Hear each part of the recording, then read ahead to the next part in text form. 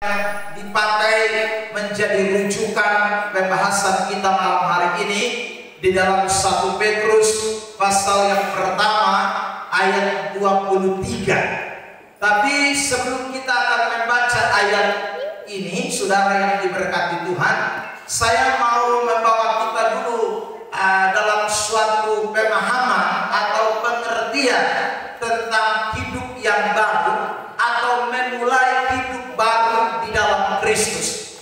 Begini saudara, kalau kita membaca tema ini seolah-olah bahwa hidup baru itu sesuatu yang tidak terjadi secara terjadi secara kebetulan di dalam pribadi seseorang, tetapi itu melalui sebuah proses. Dan karena ada proses, maka ada kata memulai hidup baru di dalam Kristus. Saudara yang diberkati oleh Tuhan Yesus Kristus, memang kalau kita melihat dari segi ini, maka kita mesti memahami dulu prosesnya seperti apa sehingga saya memulai hidup yang baru. Saudara yang diberkati Tuhan, saya ingin mendahului pembacaan kita pada malam hari ini dari 2 Korintus pasal yang ke-5 ayat yang ke-17. Minta tolong bantu baca ayat buat kita. 2 Korintus 5 ayat 17. Oke. 2 Korintus 5 ayat yang ke-17. Ya, bersama-sama yang baca ayat juga pegang mic supaya nanti kita baca banyak ayat, kita bisa cepat. Oke, 2 Korintus 5 ayat 17, jemaat juga perhatikan dan kita akan baca bersama-sama. 1, 2, 3. Jadi siapa yang ada di dalam Kristus, ia adalah ciptaan baru, yang lama sudah berlalu, sesungguhnya yang baru sudah datang. Saudara, kalau kita berkata memulai sebuah hidup baru di dalam Kristus, itu dimulainya kapan? Dimulai waktu saudara dan saya percaya kepada Kristus, atau sejak kita memberi hidup kita kepada Kristus, maka adalah hukumnya wajib orang mulai hidup di dalam kehidupan yang baru. Yang setuju katakan amin. Tanya samping kiri kanan, lu di dalam Kristus, kau masih di luar? Sebab kalau masih di luar berarti sudah bisa hidup baru. Mesti dalam dong. Karena itu ayat bilang, siapa yang ada di dalam Kristus, dia adalah ciptaan baru, yang lama sudah berlalu, yang baru sudah datang. Amin. Amin. Jadi kita mulai dari mana? Mulai dari dalam Kristus. Kalau otong di dalam Kristus, otong bisa mulai jadi ciptaan baru. Mesti di dalam Kristus terlebih dahulu. Kalau otong di dalam Kristus, baru otong bisa mulai bagaimana hidup di dalam hidup yang baru. Tanpa di dalam Kristus, tidak ada orang bisa hidup baru. Tidak ada. Saudara yang diberkati Tuhan. Makanya ada banyak orang Kristen, saudaraku, kelihatannya sudah Kristen tapi belum di dalam Kristus.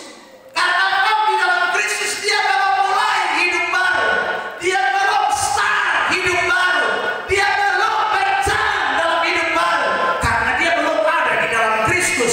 Bagaimana mau mulai? Saudara lihat di ayat lagi, Galatia pasal 6 ayat yang ke-16 ya. Galatia pasal 6 ayat 15. Galatia 6 ayat 15. Perhatikan. Ya, baca. Galatia 6 ayat 15. Siapa yang baca?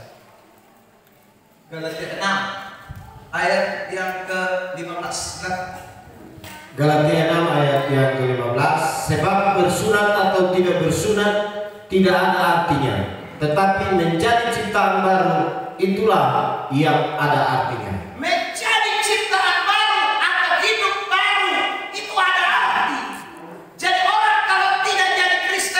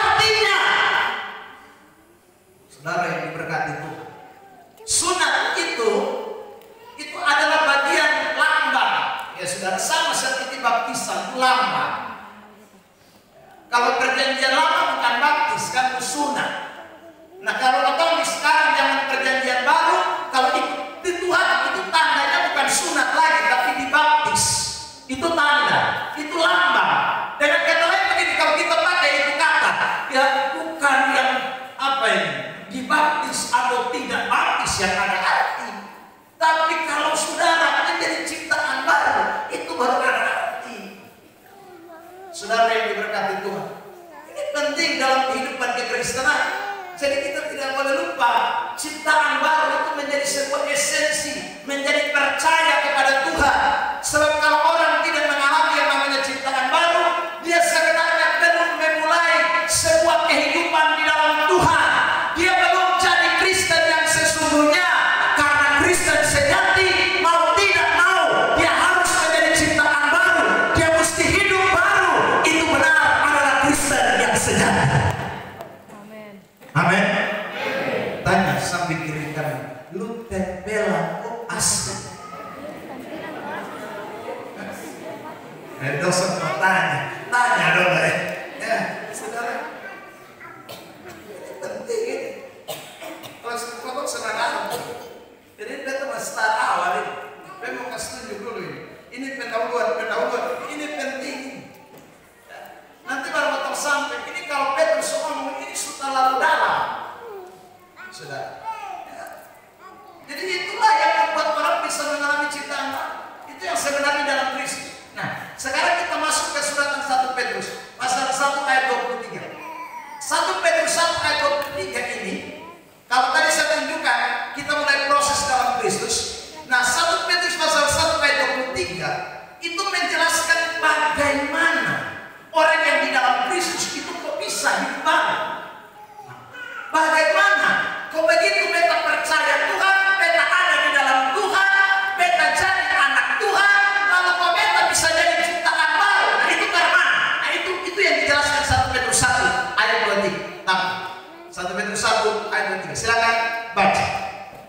Karena kamu telah dilahirkan kembali, bukan dari benih yang fana, tetapi dari benih yang tidak fana, oleh firman Allah yang hidup dan yang kekal. Sudah lihat ini ayat. Jadi bagaimana orang bisa mengalami kelahiran baru? Ayat itu berkata bahwa kita ini dilahirkan dari benih yang tidak fana. Manusia itu lahir dari dua benih. Yang pertama benih yang fana.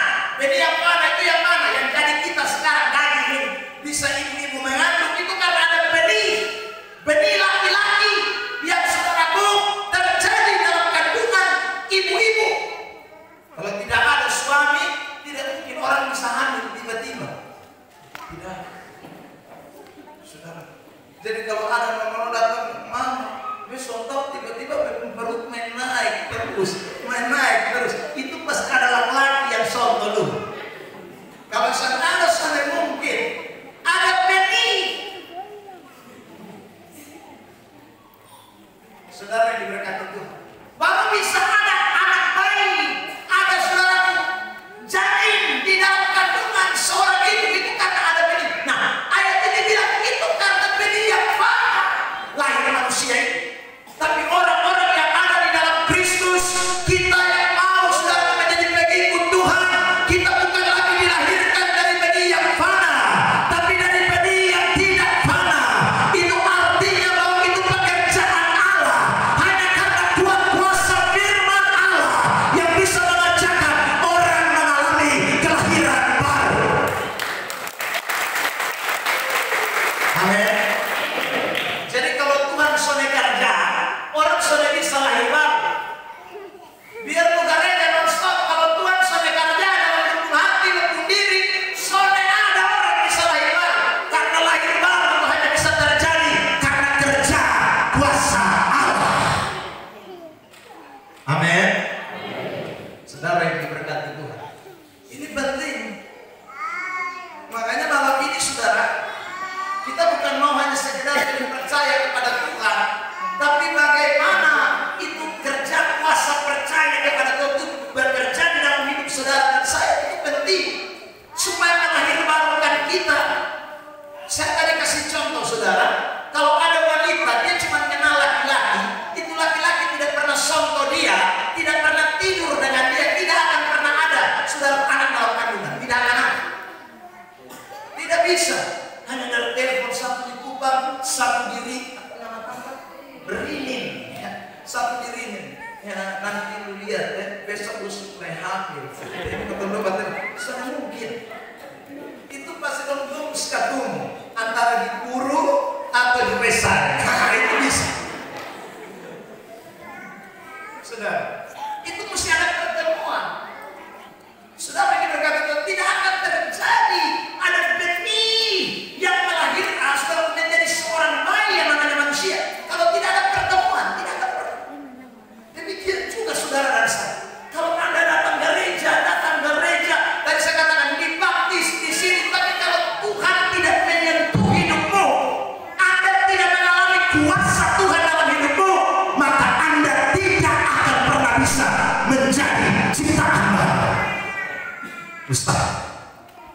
Saudara, ini kerja Tuhan.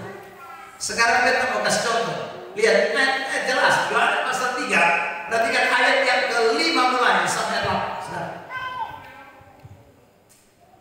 silakan kakak baca.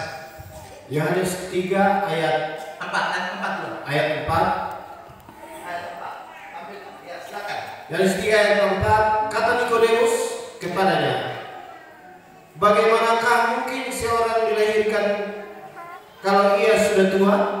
Dapatkah ia masuk kembali ke dalam rahim ibunya dan dilahirkan lagi? Sekarang waktu tanya Nikodemus ini siapa?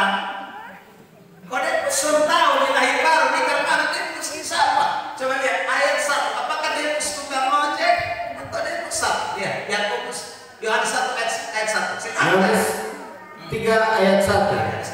Adalah seorang Farisi yang bernama Nikodemus. Jadi Nikodemus ini siapa? Orang Farisi. Seorang pemimpin agama Yahudi. Ini pemimpin agama. Ini bukan sembarang orang, apalagi orang Farisi. Alkitab ini dia kuasai soal bilang ibadat, jangan tanya. Dan dia pemimpin agama. Hari-hari dia di sinagog, hari-hari dia di gereja, hari-hari dia yang pimpin jemaat. Tapi soal hidup baru dia pun belum mengalaminya. Jangan heran, saudara. Bukan hanya jemaat yang bisa sudah alami kelahiran baru, pendeta pun setahun belum lahir baru.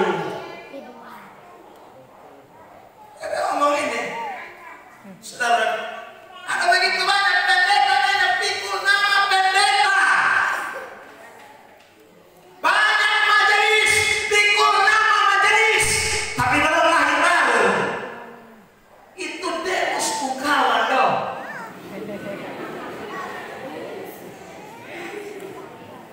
Tanya sampai kiri kanan, ayo mau Deus tuh.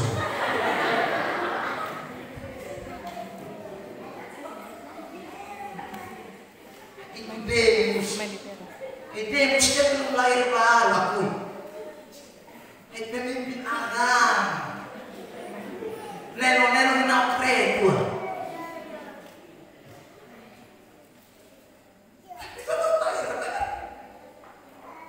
Makanya saudara yang berkata Tuhan, waktu dia ketemu Yesus, dia tanya sama Neno, hai Neno, Tuhan. Ayat 4 ayat 5. Silakan baca. Ayat 4 dulu, ayat 4 dulu. Kata Nikodemus kepadanya, bagaimanakah mungkin seorang dilahirkan kalau ia sudah tua? Dapatkah ia masuk kembali ke dalam rahim ibunya dan dilahirkan lagi? Dia sudah tahu, dia pikir masuk kembali membuat baru. Hai besok tua di dalam mana Yesus tolong yang benar sah. Hai masuk ular di bed mama perut nih.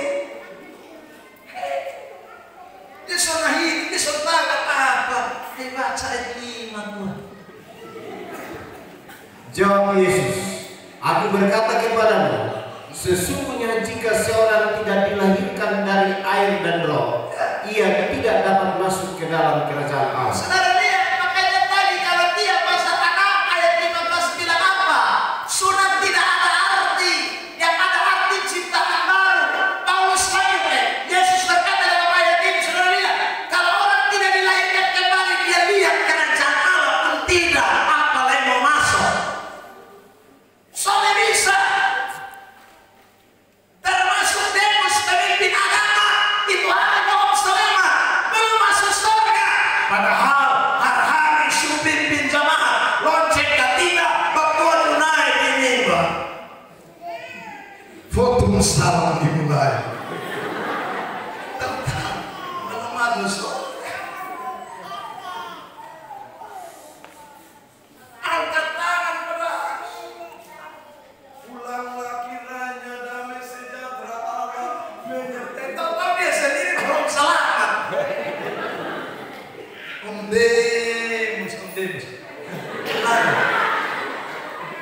Minta maaf kalau ada Demus di sini. Ayat 6, lanjut. Ayat 6, baca.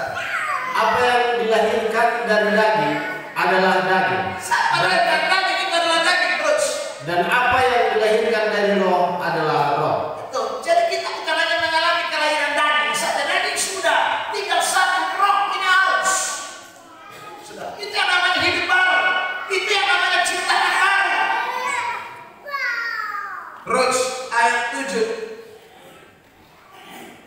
ayat 7. Janganlah engkau heran, karena aku berkata kepadamu, kamu harus dilahirkan kembali. Demus, lu jangan heran. Dengan orang di lu harus lahir kembali, Demus. Lu jangan heran. Dan ini harus. Yesus ngomong begitu.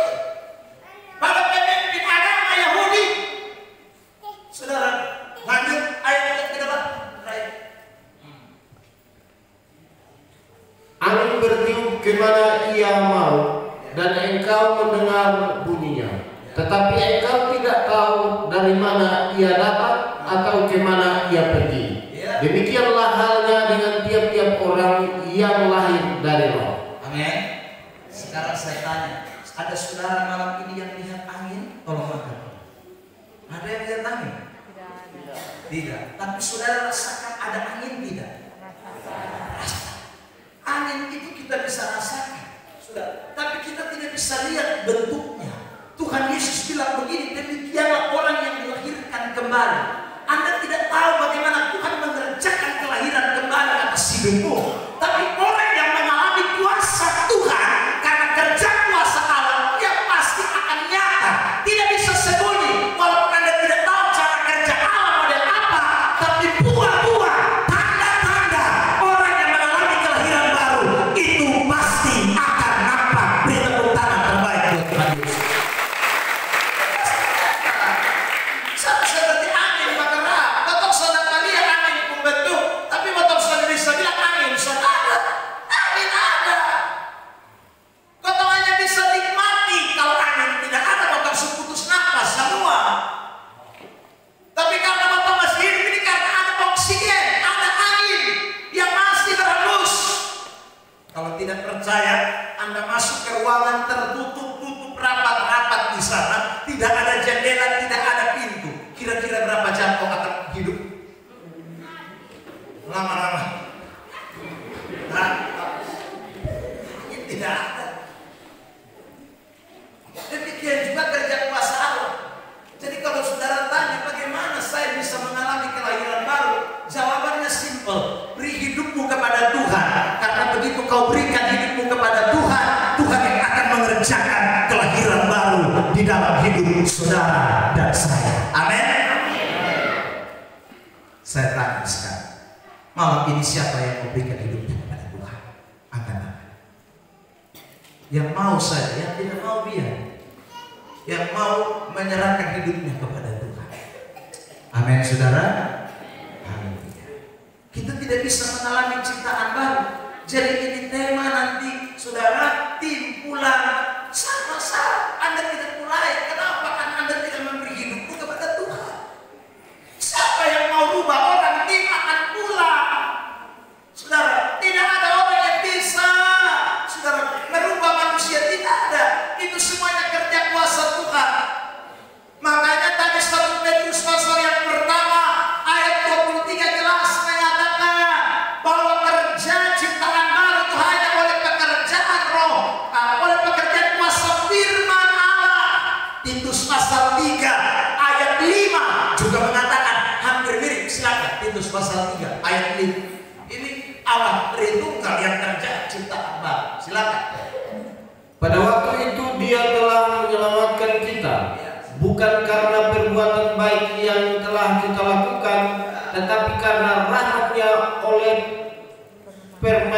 permatian kelahiran kembali dan oleh pembaharuan yang dikerjakan oleh Roh Kudus. Saudara lihat itu, permatian kelahiran kembali dan oleh pembaharuan yang dikerjakan siapa? Roh Kudus. Jadi bukan manusia yang mengerjakan. Semuanya kerja Roh Kudus, firman Allah.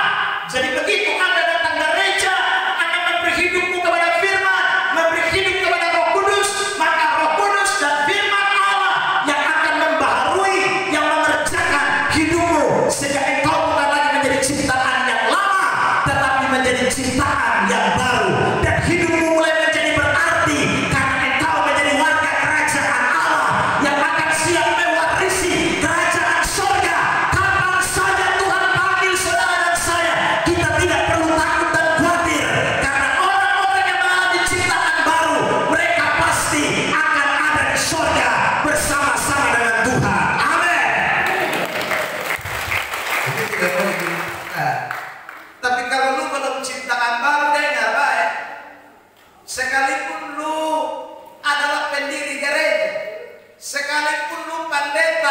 sampai mati.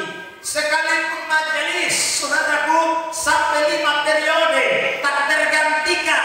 Sekalipun Anda paling capek dalam pelayanan, Tuhan tidak pernah hitung semuanya.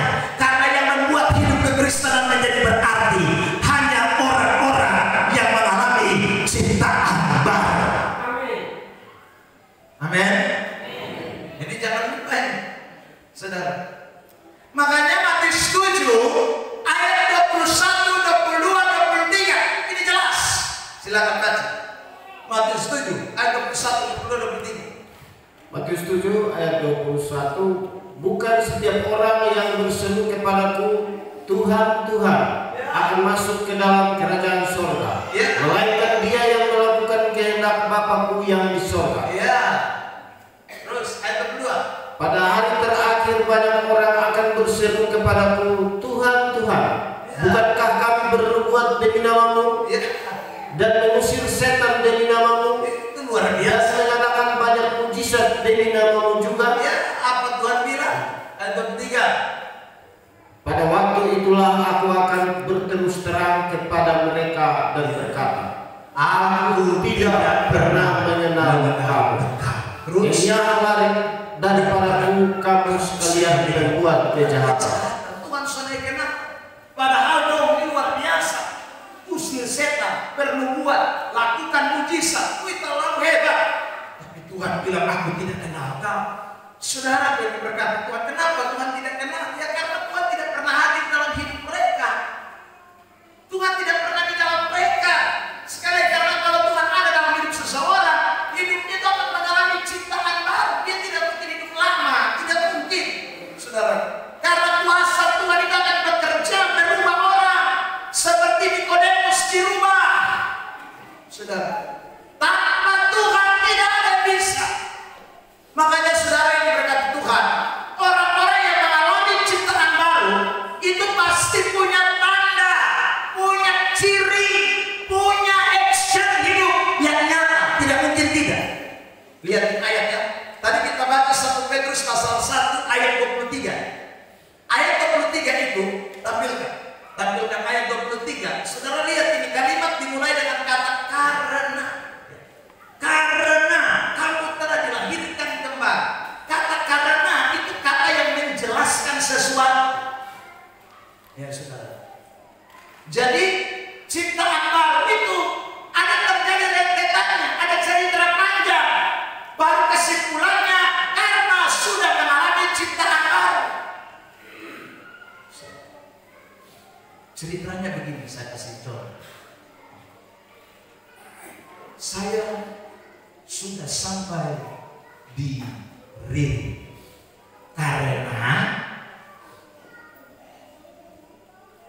karena tadi sudah lewat mana itu? Kobe turun. Kue apa? Kue asup apa namanya? Nah itu sudah.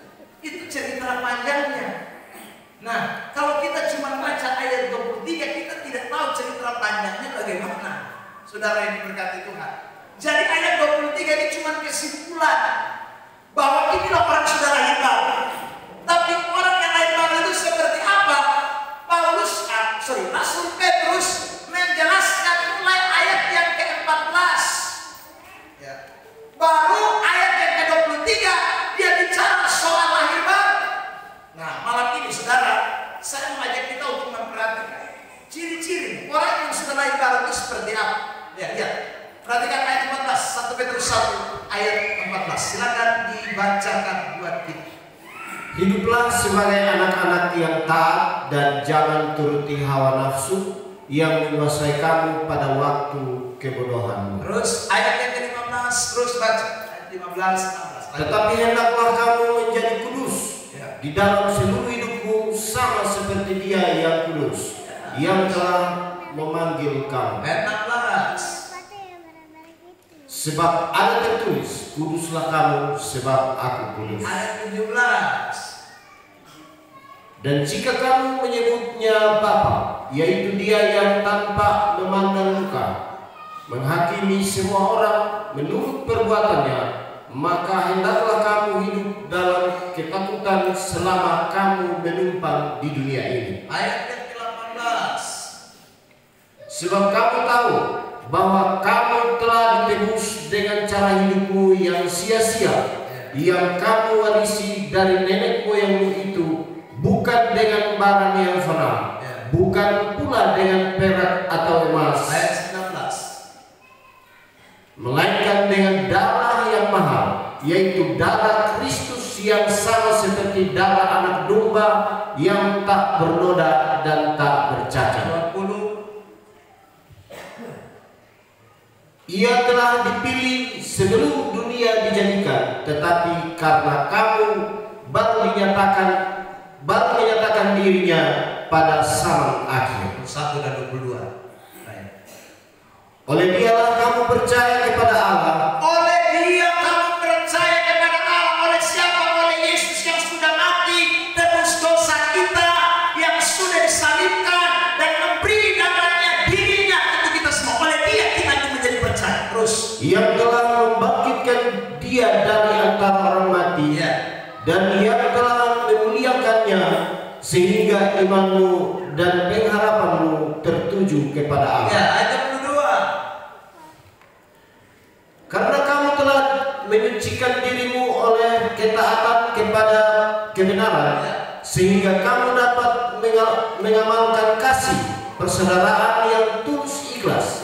Hendaklah kamu bersungguh-sungguh saling mengasihi dengan segenap hatimu. Lalu ayat 23 terakhir di situ dikatakan, karena kamu telah dilahirkan kembali.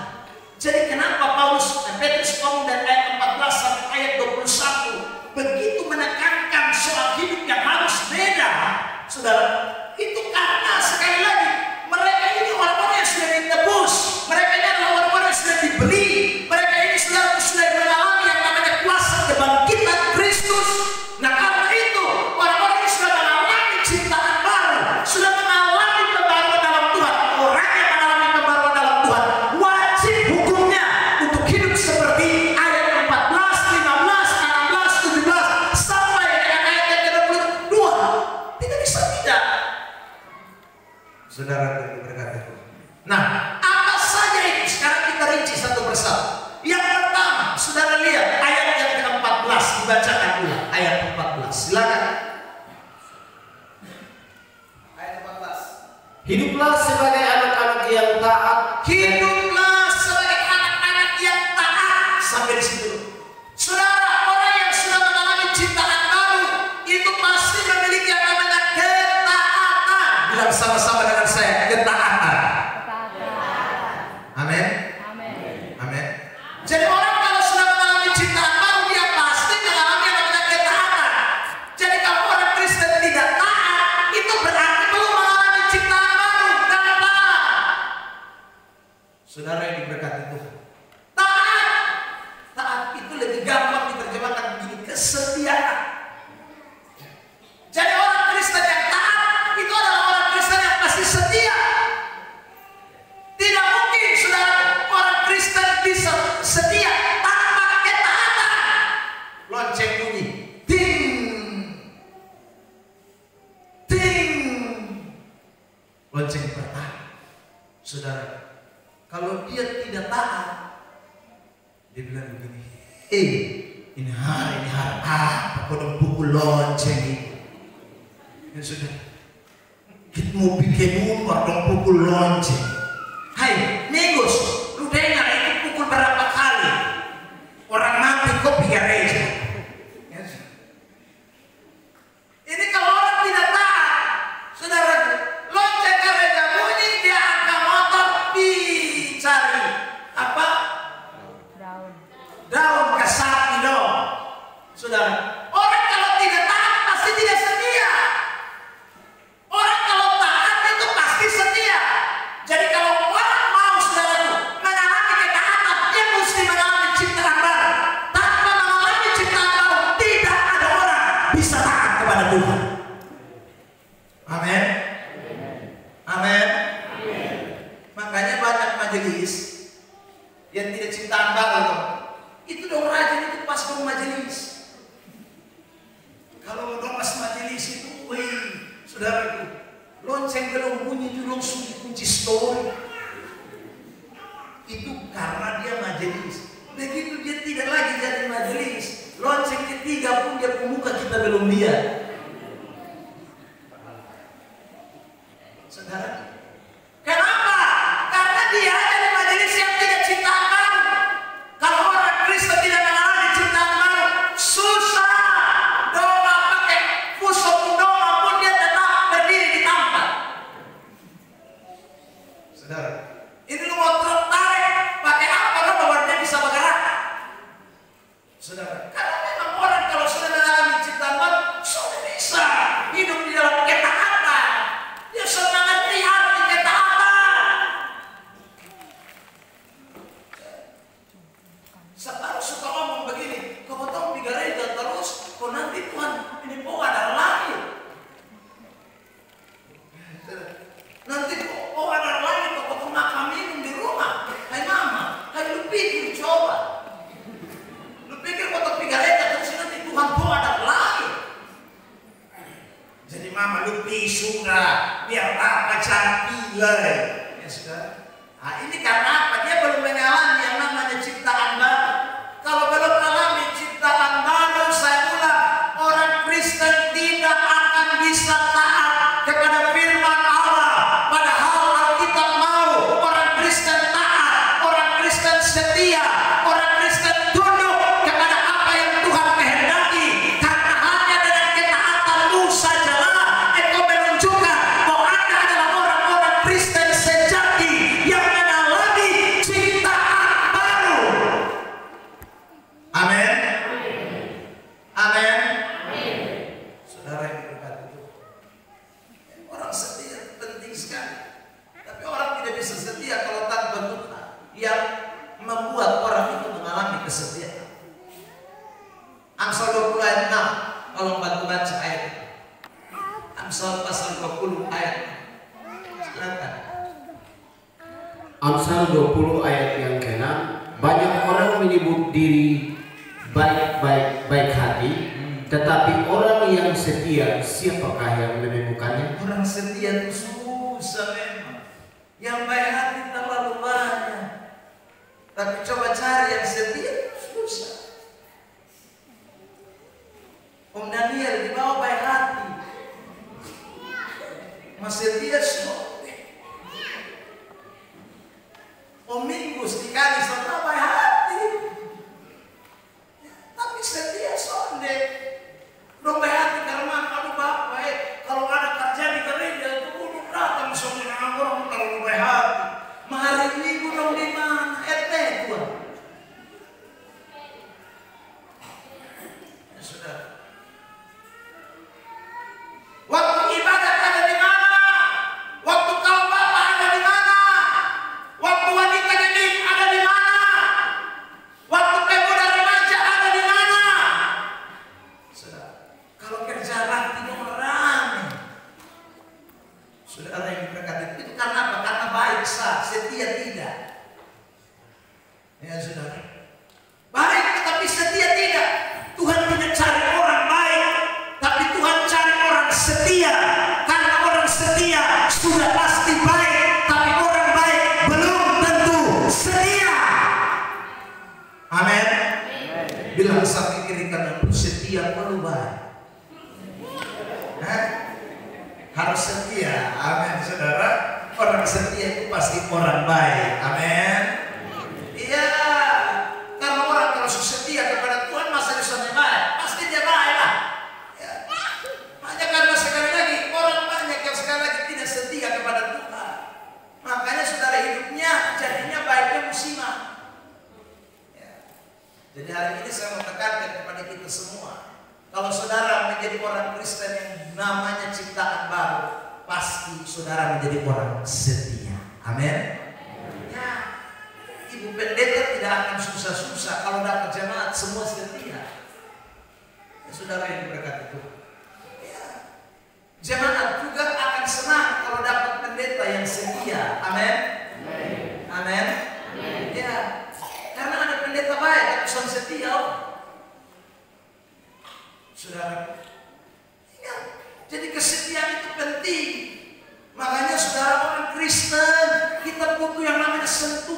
Tuhan. Kalau Tuhan sentuh orang itu, dia pasti jadi setia. Tidak mungkin tidak setia. Saudara yang diberkati Tuhan, lihat contoh di dalam Alkitab ini banyak tentang orang-orang yang ketemu Tuhan kemudian jadi setia. Contoh misalnya perempuan Samaria yang saudaraku ketemu Yesus di sumur Yakub. Dia bukan orang yang percaya, dia bukan orang yang kenal Tuhan sebelumnya. Dia orang Samaria, saudara. Dia beda bangsa, beda suku dengan Yesus Kristus. Tapi saudara lihat, ketika dia terima Yesus, ketika Yesus sentuh dia, dia mengalami pertobatan. Yesus di mana? Dia sorong diri, dia tidak tinggalkan Yesus, dia mengikut Yesus. Karena sekali lagi dia mengalami yang namanya kuasa kerja daripada kuasa yang membuat dia mengalami kelahiran baru. Amin. Amin. Petrus tuh hari hanya cari ikan. Saudara, cari ikan tiap hari. Tapi saudara lihat waktu Yesus ketemu dengan dia, Yesus berkata kepada dia, Petrus, aku akan jadikan kau penjara manusia, bukan penjara ikan. Petrus bilang, hari ini juga Yesus, aku ikut engkau. Amin, saudara. Saya selalu ngomong, waktu Petrus jalan itu bukan ikan saudara, ikan bono jalan, parau ikan taboa. Saudara, seandainya itu ikan dompet omong dan enam, mungkin ikan gargain, ikan raja, paling kecil ikan tembak makan. Tapi Petrus sontoi ikan dompet. Begitu dia ketemu Yesus, dia mau ikut Tuhan Yesus. Amin. Haleluya. Karena apa? Karena dia mengalami yang namanya kuasa Tuhan menyentuh hidupnya. Malam hari ini sekali lagi, saudara, kalau ada yang pemalas datang gereja, dengar baik-baik. Anda buka hidupmu kepada Tuhan. Beri hidupmu malam ini kepada Tuhan. Kalau Tuhan sentuh engkau, maka pasti engkau akan jadi ciptaan baru. Dan orang yang menjadi ciptaan baru pasti akan setia kepada Tuhan. Amin. Amin. Bilang sambil kiri kanan, saya mau Tuhan jalan saya malam ini. Kuat-kuat.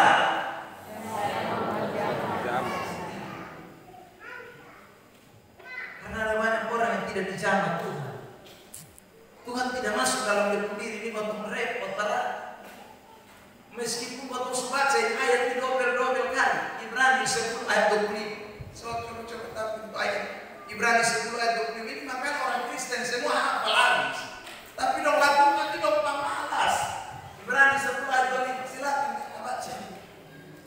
Janganlah kita menjauhkan diri dari pertemuan-pertemuan ibadah kita seperti yang dibiasakan oleh beberapa orang. Tetapi marilah kita saling menasihati dan semakin giat melakukannya menjelang hari Tuhan yang mendekat. Amin.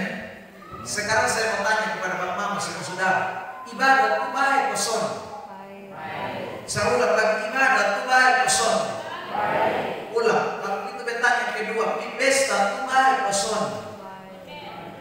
Hah?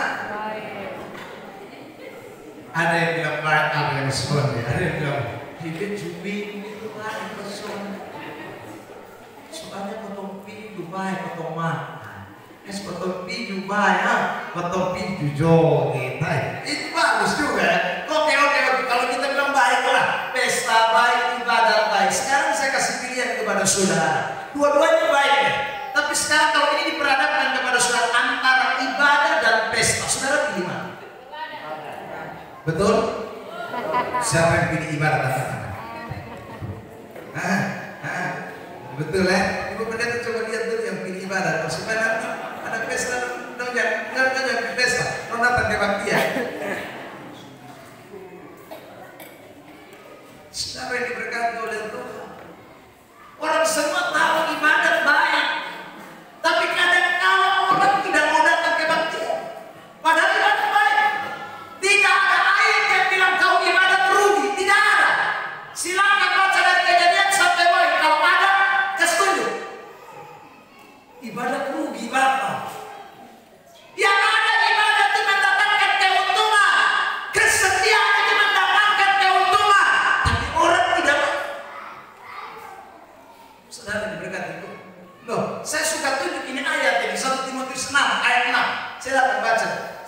Timotius 6 ayat 6. 1 Timotius 6 ayat 6. Silakan. Memang ibadah itu kalau disertai rasa cukup memberi keuntungan besar. Amin. Keuntungan kecil kok besar? Besar. Bilang samping kiri kanan, ini malam mau baca ini ayat mah. Ibadah itu beri keuntungan besar.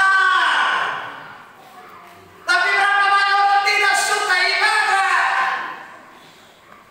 Saudara, mete di pesta sampai pagi dong mete. Tapi coba ibadah 3 jam.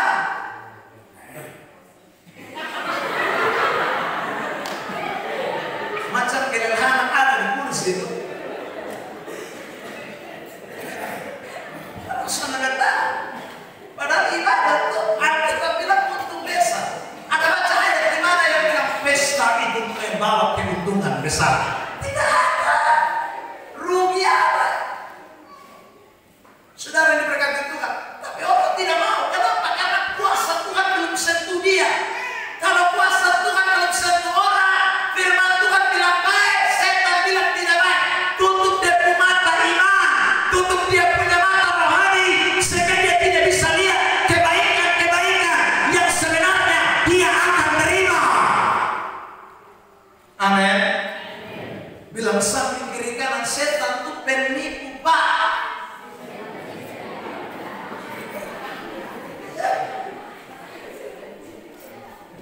Makanya setan itu cekrak orang-orang yang belum disentuh Tuhan. Setan cekrak di otak. Setan tutup di mata. Setan tutup di pikiran. Sehingga yang baik, yang bagus, dia bilang tidak bagus. 2 Korintus 4 ayat 4 baca. 2 Korintus 4 ayat 4. 2 Korintus 4 ayat 4, yaitu orang-orang yang tidak percaya, Ya. yang pikiran yang telah dibutakan oleh ilah sama ini. Kenapa orang tidak percaya? Karena dia mata itu dibutakan oleh ilah sama. Alkitab bilang terus. Sehingga mereka tidak melihat cahaya Injil Mereka tidak bisa melihat Injil Kristus punya cahaya. Kok saudara bisa lihat? tentang kemuliaan Kristus yang adalah gambaran Allah. Tidak akan pernah bisa lihat kebaikan-kebaikan. Kalau sekali lagi, saudara ingat ini kebenaran. Ya, jadi saya ulang ini asik, ibadah orang semua tahu baik. Tapi orang saja mau setia karena memang setan tipu saja. Kayak mau nakrek tiap hari. Neno, ya, vekosa tua. Itu setan tipu Anda. Jadi ingat baik-baik saudara diberkati Tuhan Yesus. Makanya bagaimana setan bisa buka kita pemikiran? Tuhan bisa buka kita pemikiran dari setan yang tutup itu, kecuali Tuhan sentuh kita. Kalau manusia tidak akan bisa, setan surah bahasa nih. Sebenarnya hanya Tuhan saja yang bisa bongkar itu. Hanya Tuhan saja yang bisa mengerjakan itu. Karena itu saudara yang diberkati Tuhan, malam ini saya mau mengajak saudara, bukan sekali lagi untuk saudara setia, bukan, tapi memberi diri kepada Tuhan. Karena begitu kau memberi diri kepada Tuhan, Tuhan sama hidupmu jadi baru, maka pasti engkau akan setia. Neno, amin. Tiap hari saudara akan rajin ibadah kalau saudara jadi orang yang betul-betul dibukakan pikiran saudara. Jangan lupa. Tapi kalau orang belum mengalami yang namanya Tuhan buka dan pikiran, itu akan parah, tidak akan bisa setia. Yang kedua, saudara lihat, selain kesetiaan, ayat itu mengatakan 1 Petrus 1 ayat 14 aja. 1 Petrus 1 ayat 14. 1 Petrus 1 ayat 14, Ya. hiduplah sebagai anak-anak yang taat dan jangan turuti hawa nafsu yang menguasai kamu pada waktu kebodohan. Ya, lanjut.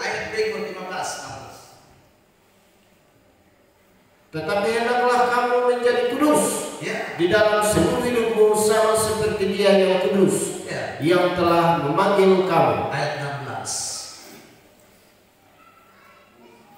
Sebab ada tertulis, kuduslah kamu sebab aku kudus. Saudara, yang kedua, kenapa orang Kristen tidak bisa keluar dari hawa nafsu?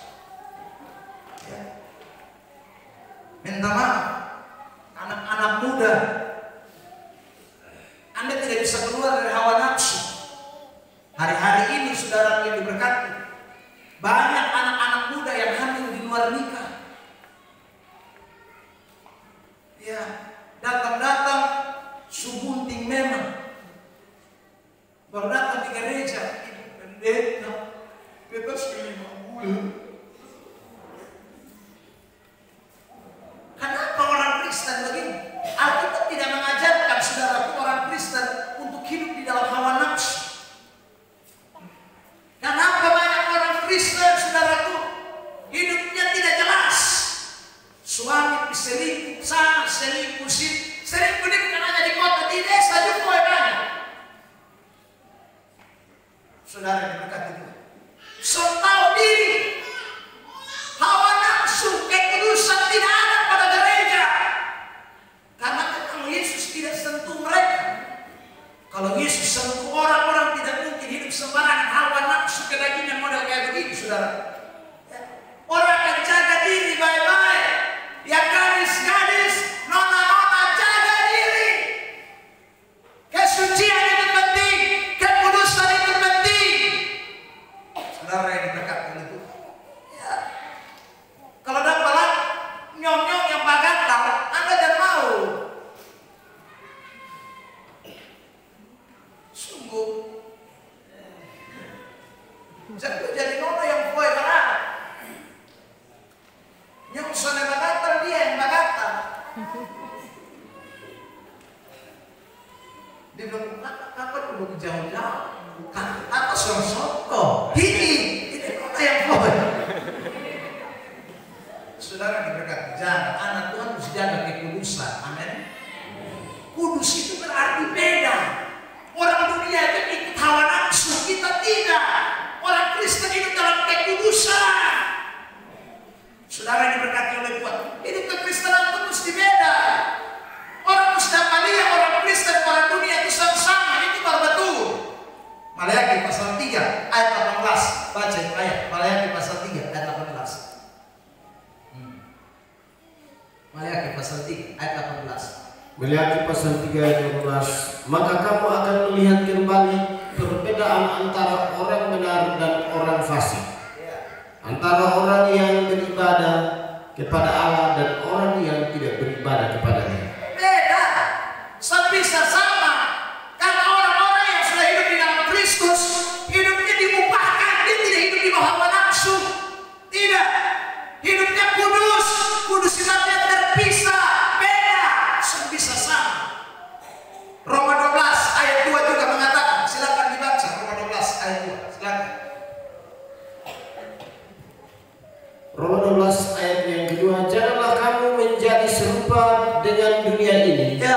tetapi berupalah oleh pembaharuan budimu, Ya. sehingga kamu dapat membedakan manakah kehendak Allah, apa yang baik, yang berkenan kepada Allah dan yang sempurna. Hidup orang Kristen itu beda. Kalau orang dunia tukang mabok, Anda jangan tukang mabok. Atau ada di sini tukang mabok? Banyak.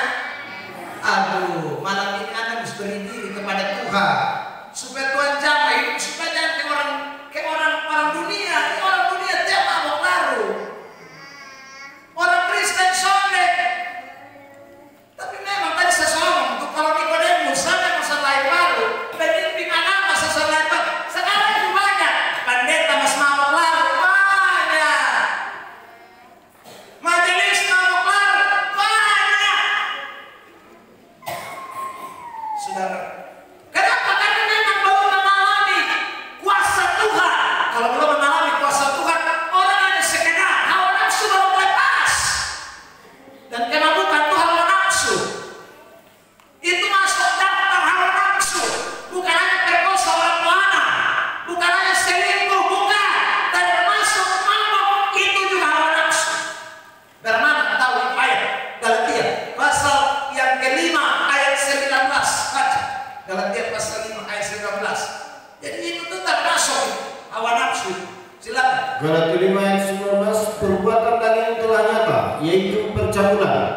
kecemaran, ya, hawa nafsu, nah, terus itu satu paket, ada 20. penyembahan berhala, Nah, sihir, terus, perseteruan, ya, perselisihan, terus, iri hati, ya, itu hawa nafsu sendiri. amarah, Ya, kepentingan diri sendiri, terus, pencinderaan, ya, roh pemecah, terus, kedengkian, nah, kemabukan, kemabukan, gas, pesta pora, nah itu, dan sebagainya. ya, Terhadap semuanya itu kuperingatkan kamu seperti yang telah kubuat dahulu, bahwa barang siapa melakukan hal-hal yang demikian, ia tidak akan mendapat bagian dalam kerajaan Allah. bisa. Jadi kalau majelis tukang mabuk, so pasti di neraka Bapak. Mereka tahu memang malam. Saudara, jangan pendeta tukang mabuk neraka. Ya. Jangan coba-coba. Karena itu tanda bahwa Tuhan belum ada dalam kotakmu hidup. Belum ada. Kalau Tuhan ada dalam ini hidup, soalnya mungkin orang bikin itu barang loh. Soalnya bisa. Kau itu Tuhan akan bereskan, Tuhan akan bekerja. Saudara diberkati Tuhan. Sehingga orang tidak hidup lagi dalam kemabukan. Tidak bisa. Pesta pora tidak bisa. Itu Alkitabiah. Itu Alkitab ajarkan. Itu bukan karang-karang ngomong-ngomong. Itu Alkitab aja. Jadi kalau memang Anda mau ini tema, mulai hidup baru, musmarinti. Amin. Amin. Mbak, Bapak langsung mulai berhenti sedikit-sedikit, Pak. Tidak bisa sedikit-sedikit. Datang ke Tuhan jangan lu supaya satu kali langsung. Amin. Kalau ada yang mau saudara yang diberkati memberi hidupnya kepada Tuhan, tidak ada sedikit-sedikit. Tuhan datang zaman ini langsung berubah kan? Seperti angin itu Anda tidak akan bisa mengerti cara kerjaan. Yang penting kuasa Tuhan harus bekerja. Kalau Tuhan tidak bekerja tidak bisa. Saudara, tidak akan pernah bisa. Makanya hari ini saya mau pesan ini firman Tuhan. Hidup baru itu penting. Sebab orang hidup baru, saya ulang, dia pasti taat setia kepada Tuhan. Kedua, orang kalau hidup baru pasti dia kudus. Dia tidak akan hidup dalam hawa nafsu. Dia tidak akan hidup seperti orang dunia. Itu kalau dia mengalami yang namanya kehidupan baru. Amin. Ketiga sekali. Mari kita lihat ayat 1 Petrus pasal yang pertama. Tadi kita sudah sampai ayat 16. Sekarang ayat 17. Lanjut. Ayat 17 dibaca. Dan jika kamu menyebutnya Bapa, yaitu Dia yang tanpa memandang muka menghakimi semua orang menurut perbuatannya, maka hendaklah kamu hidup dalam ketakutan selama kamu menumpang di dunia ini. Kasih singkat saja. Kalau saudara tahu bahwa Tuhan itu adalah Tuhan yang menghakimi seluruh dunia, seharusnya saudara takut Tuhan. Takut Tuhan. Orang yang mengalami ciptaan baru, dia takut Tuhan. Dia mau buat, dia pikir panjang. Dia takut Tuhan. Soalnya mungkin dia mau sama orang pikir, bukan takut manusia. Ada orang saya tanya, kenapa lu berhenti sama mau curi lah? Nanti petaka datang lah, masuk bui lah. Oh, kalau lu ada yang begini belum? Kalau ada orang bilang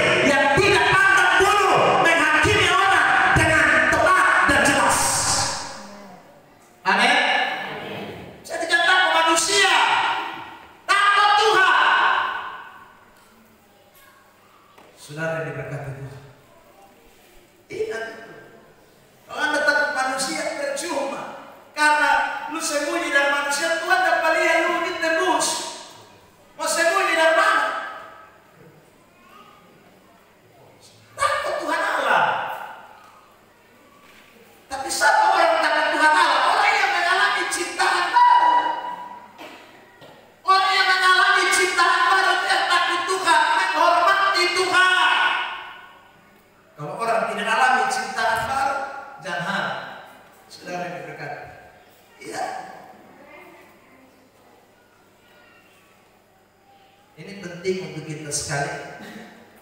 Lanjut ayat 18, 19, 20, 21, 22. Kita tutup ini. Sebab kamu tahu bahwa kamu telah ditebus dari cara hidupmu yang sia-sia, yang kamu warisi dari nenek moyangmu itu, bukan dengan barang yang fana, bukan pula dengan perak dan atau emas. Lanjut ayat 19, 20, 21. Melainkan dengan darah yang mahal, yaitu darah Kristus yang sama seperti darah anak domba yang tak bernoda dan tak bercacat. Ia telah dipilih sebelum dunia dijadikan, tetapi karena kamu baru menyatakan dirinya pada zaman akhir. Oleh Dialah kamu percaya kepada Allah yang telah membangkitkan Dia dari antara orang mati dan yang telah memuliakannya, sehingga imanmu dan pengharapanmu tertuju kepada Allah. 22 terakhir. Karena kamu telah menyucikan dirimu oleh ketaatan kepada kebenaran, sehingga kamu dapat mengamalkan kasih persaudaraan yang tulus ikhlas.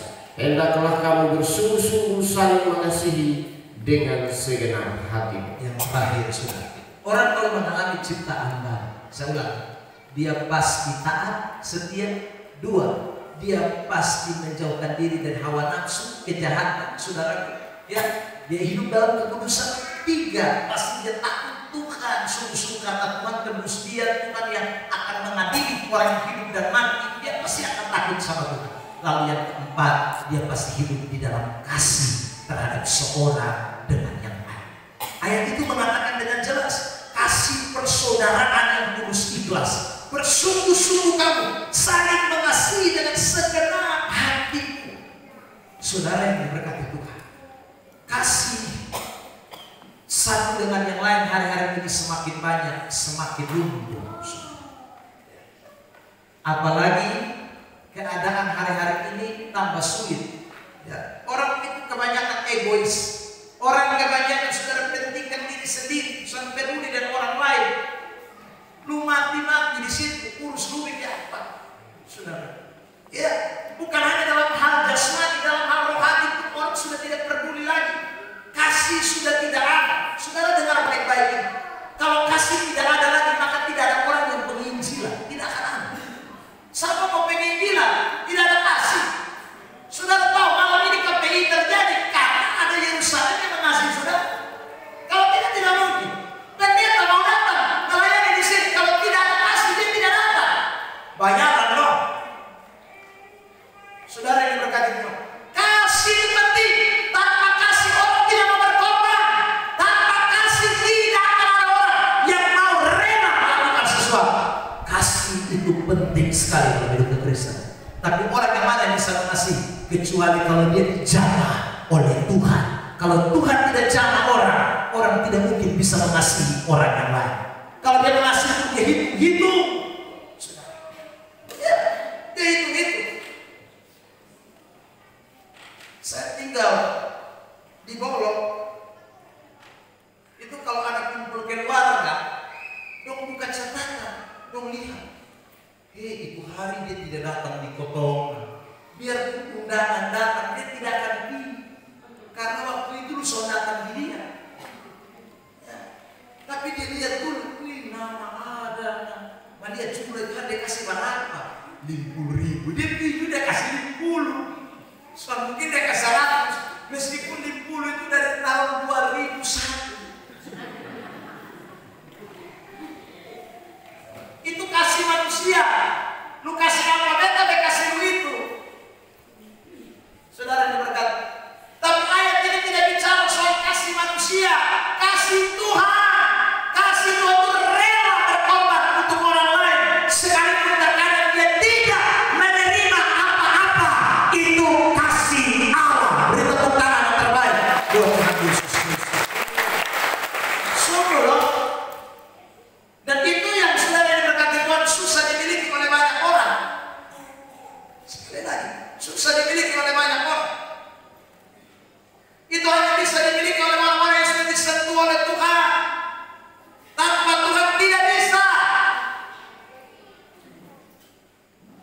Saudara,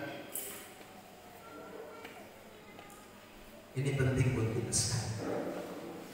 Kasih Kristus harus ada dalam hidup kita. Amin.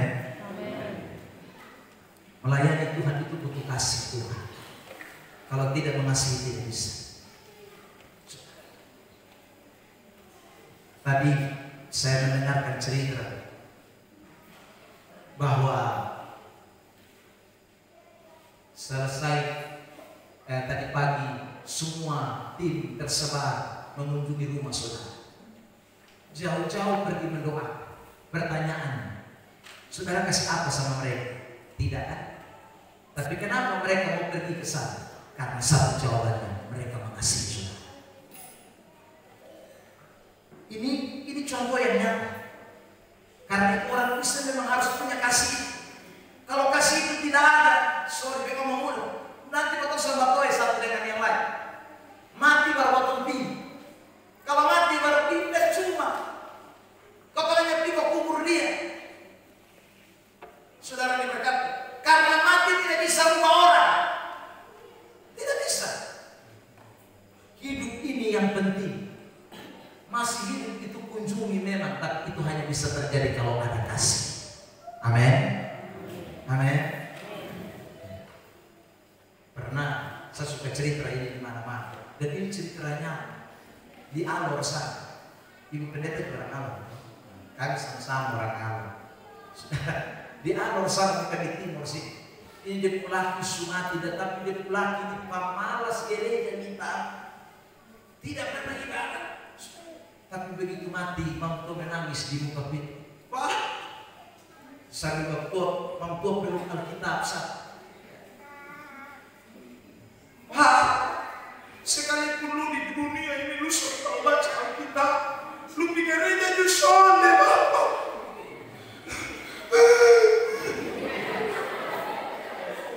Kebetulan dia nama Anis. Bapak Anis, lu sejalan mama tipik ini ya. Nanti pindah lu baca di sana. Baca dalam.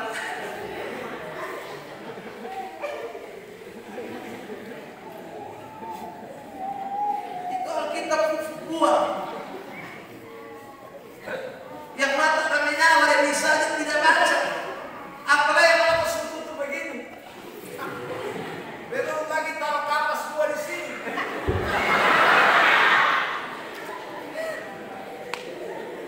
Kamu baca dan dia lanjut dan Bapak dan Bapak mama datang pakai gereja 2 pasang Bapak.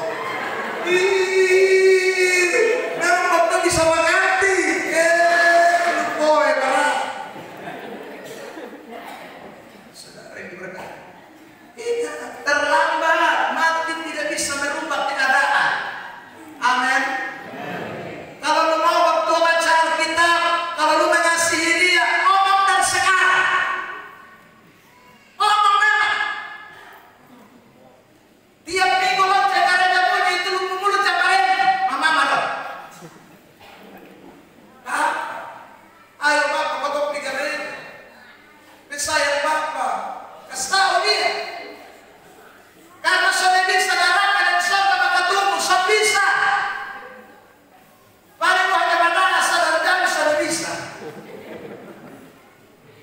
Mau Anda di neraka sama-sama ke orang kaya yang bilang, Sarus, tolong beta nolong. Nanti Anda menjerit begitu. Seandainya Anda istri nama Maria, Anda di neraka. Anda boleh banget, Maria bisa sayang beta, kok Maria? Beta ada kepanasan nih. Maria mau turun pingsan bisa. Kita mestinya dedikasi itu penting sekali diterapkan mulai sekarang. Amin. Mama-mama dengar, kalau bikin kopi buat bapak-bapak yang tukang mabok dong, doa. Sambil kopi doa, Bapak Tuhan tolong bepun suami, bepun laki besar dia Tuhan. Besok mau dia di neraka Tuhan. Dia memang majelis, dia boy mabok ini juga lama.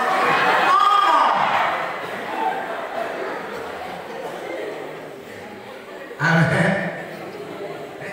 Itu Anda mengasihi anak laki, Tapi kalau Anda tidak mengasihi anak laki, Anda ngelakuin memang Anda ngomel. Anda akan bilang, coba mati cepat, boy. Lagi di sahabat kurang ajar, mati. Mati harus apa ya? Nah itu kalau Anda tidak mengasihi. Amin.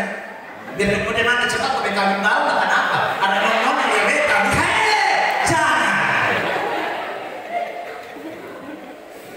Amin. Ingat, bro. Kasih itu penting. Kasih itu merangkul banyak orang datang kepada Tuhan. Amin.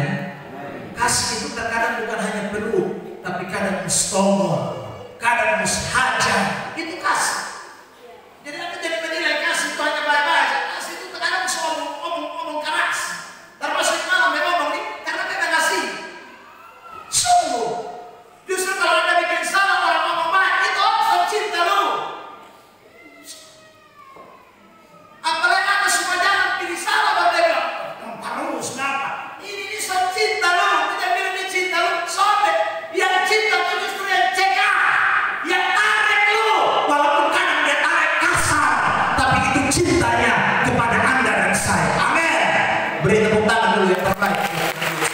Satu dari ayat ya. Wahyu pasal 3 ayat 19. Ini kita tutup dari ayat. Mari kita baca sama-sama. Jadi Anda jangan pikir cinta itu hanya selalu ngomong baik-baik, sayang-sayang, harus keras. Wahyu 3 ayat 19. Baca sama-sama jemaat Tuhan. 1, 2, 3. Barang siapa mengasihi, ia bertegur dan kuhajar. Sebab itu relakan alasanku dan bertobat. Amin, saudara. Amin. Yang ngomong disapa Tuhan Yesus. Tuhan Allah. Tuhan Allah bilang dia cinta lu. Tapi karena lu betul cinta lu, betongor lu, behajar lu. Itu Tuhan ngomong di potong. Saudara. Iya. Dia sudah mau potong binasa. Dia akan merelakan hatimu dan bertobatlah. Amin, saudara. Malam ini Tuhan mau kita semua hidup baru. Tuhan mau saudara dan saya mengalami sentuhan Tuhan, jamahan Tuhan, kuasa Tuhan. Karena hanya dengan kuasa Tuhan kita bisa menjadi baru. Amin, saudara. Yang mau menjadi ciptaan baru, angkat tangan kepada Tuhan. Oke. Betapa tangan saudara terangkat di hadirat Tuhan. Siapkan pujian. Suaramu mendengar memanggil diriku. Kita tetap mengangkat tangan kita sebagai tanda kita respon Tuhan.